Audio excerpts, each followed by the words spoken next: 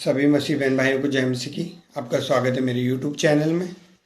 और वचन में जाने से पहले हम सबसे पहले बात करेंगे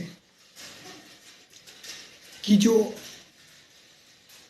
अपने जीवन में हम जो कल्पनाएं करते हैं, जो विचार करते हैं, आने वाली लाइफ के प्लानिंग्स के बारे में या फिर अपने बच्चों के फ्यूचर के बारे में, या हम कहें बहुत से लोग होते हैं जो कहते हैं कि हम यहाँ बाहर चले जाएंगे, बाहर जाकर जॉब करेंगे, अच्छा खासा पैसा कमाएंगे और कमा कर फिर हम वापस अपने देश में आकर हम अपने बिजनेस करेंगे। जो भी है हम व्यर्थ की कल्पनाएं करते हैं, बट वो कल्पनाएं परमेश्वर की अकॉर्डिंग होती है। सबसे बड़ी बात, सोचने वाली बात ये है, जो हम विचार करते हैं अपने आने वाले समय के लिए, क्या वो परमेश्वर की इच्छा के अनुसार होता है? तो किस प्रकार हम अपनी जो प्लानिंग्स है वो बनाते हैं अपने मन के विचार से। हमें आने वाले कल का नहीं पता, हमें आने वाले एक क्षण का नहीं पता कि हम रहेंगे या नहीं रहेंगे अपने जीवन में। लोग घर से बाहर जाते हैं, एक्सीडेंट वगैरह हो जाते हैं, उसमें इंसान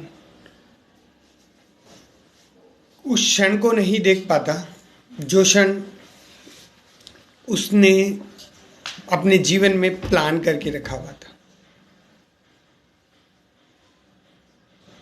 फिर हम किस प्रकार अपने जीवन की कल्पनाएं करते हैं, और जो कल्पनाएं करते हैं वो क्या परमेश्वर की इच्छा के अनुसार होती है? और परमेश्वर की इच्छा के अनुसार नहीं होती, हम अपने ही विचारों से हम व्यर्थ की कल्पनाएं किए जाते हैं, बट हम आने वाले पल का हमें नहीं पता होता। हालेलुया। सभी मसीह बहन भाइयों को यही कहना चाहूँगा कि जो भी अपने हम प्लानिंग्स करना अच्छी बात है, बट वो प्लानिंग्स प्रभु की इच्छा के अनुसार होनी चाहिए, प्रभु की इच्छा के अकॉर्डिंग होनी चाहिए, तब वो प्लानिंग हमारे जीवन में सक्सेस होगी। हम प्रभु के वचनों में देखते हैं, याकूब की पत्री उसका 4 अध्याय उसके 13 वचन से स्टार्ट करते हैं अपन। आप वचन को पढ़ लीजिएगा, एक बार बाइबल में से रीड कर लीजिएगा, देन फिर आप वचन सुन लीजिएगा। जो तुम यह कहते हो, आज या कल हम किसी और नगर में जाकर 1 वर्ष बिताएंगे और व्यापार करके लाभ कमाएंगे, और यह नहीं जानते कि कल क्या होगा।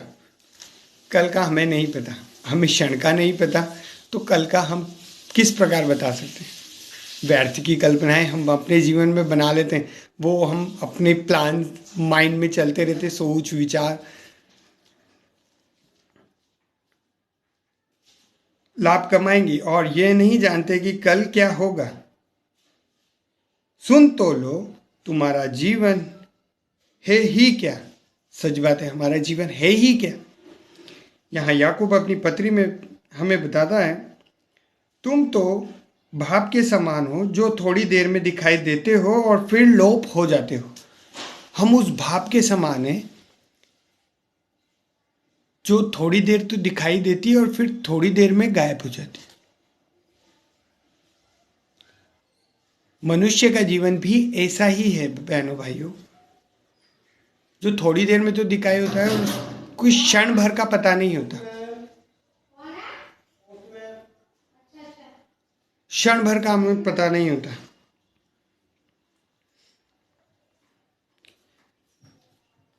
इसके विपरीत तुम्हें यह कहना चाहिए, यदि प्रभु चाहे तो हम जीवित रहेंगे और यह या वह काम भी करेंगे। हमें अपने जीवन में जो प्लान्स हम करते हैं, प्लान्स करना अच्छी बात है, बट उसके विपरीत हमें यह कहना चाहिए कि यदि हम प्रभु चाहे तो जीवित रहेंगे और यह काम भी और वह काम भी करेंगे। पर अब तुम इस अपने डींग मारने पर घमंड करते हो। ये बात करके हम डींगे मारते हैं, हम अपने आप को घमंड करते हैं। और घमंड करना प्रभु ने हम मसीह बहन भाइयों को मना किया है, क्योंकि ये एक पाप है। घमंड, प्राइड जिसे हम बोलते हैं, ये हमें उस जीवित परमेश्वर से, हमारे उस स्वर्गीय पिता से दूर करता है। जब हम परमेश्वर से दूर होते जाएंगे तो जो शैतान अपने विचारों को, हमारे विचारों को, जो अपने हमारी सोच को, हमारे दिमाग को अपने कंट्रोल में लाकर वो जो व्यर्थ की कल्पनाएं हमसे करवाता है, वो परमेश्वर से हमें दूर करता है। हम सीधे शब्दों में ये बोलेंगे तो हमें कभी घमंड नहीं करना चाहिए। प्राइड बहुत बुरी चीज है, ये हमें परमेश्वर से दूर तो करता ही है और उस पाप में भी हमें डाल देता है, जिस पाप से हम नरक की उस आग में जलने योग्य बन जाते हैं। हमें ऐसा नहीं करना बहनों भाइयों। हमें उस सच्चे परमेश्वर की इच्छा के अनुसार अपने जीवन में प्लानिंग्स करनी चाहिए और कभी अपने आप पर घमंड नहीं करना चाहिए। ऐसा सब घमंड बुरा होता है, ऐसा सब घमंड बुरा होता है। इसलिए आगे हम देखते हैं, इसलिए जो कोई भलाई करना जानता है और नहीं करता, उसके लिए यह पाप है।